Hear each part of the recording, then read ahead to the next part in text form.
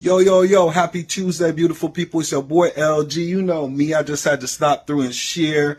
Not for the people who know it all, but for those who don't know or just know a little bit.